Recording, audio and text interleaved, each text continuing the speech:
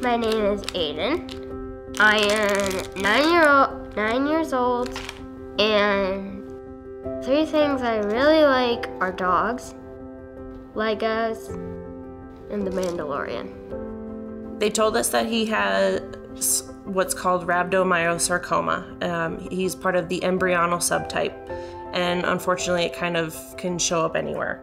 When we found out he had cancer, we found the right moment and we told him that that's what he had, and he just took it. I remember Dr. Kim was like, this isn't gonna be easy because rhabdo is aggressive, and so we have to be more aggressive.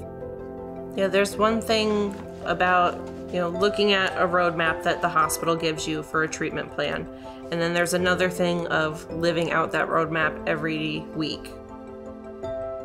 So when you heard about amputation, did that feel like worst case scenario to you? No, because worst case scenario would have been him not being here. Because we came to that decision pretty quick. It was either the leg or him. We started having these conversations with his doctors mid-April. He started treatment the end of March, and then by the beginning of June, we had the surgery. I already was prepping myself for it. I was like, we're gonna have to start talking about this with him, and he's going to lose the lower half of his leg. So Aiden has what's called a knee disarticulation, but they were able to keep his femur fully intact. When his doctor had looked at his incision site, he was like, this is pretty well healed at the end of July. Yeah. And he was like, he's good to go to start the process of getting a prosthesis.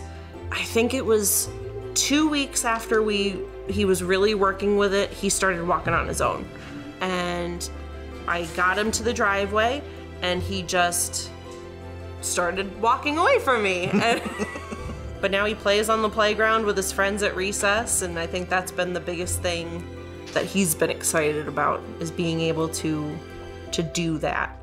Is it harder to jump on the trampoline now? Do you have to do it differently?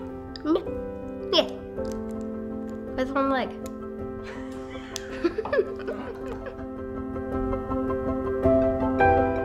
If there were more options, that would have been so much better. We're constantly being told that there's long-term effects to the chemo. There's obviously long-term effects to him being an amputee now. Could this have been prevented with a treatment that wasn't 30, 40 years old? We have all of these advances in science in so many different areas, and yet we can't ensure that these kids are gonna have a relatively normal adulthood. There just wasn't the options there, and to have more would have been fantastic. I don't want anybody else to feel the way that we felt in these past few months. Programs like this and fundraisers like this are extremely important. Having the funding for research like these clinical trials and future clinical trials is going to change these kids' lives one day.